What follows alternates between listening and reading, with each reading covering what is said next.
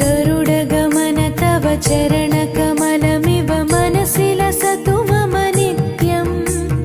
गरुडगमन तव चरण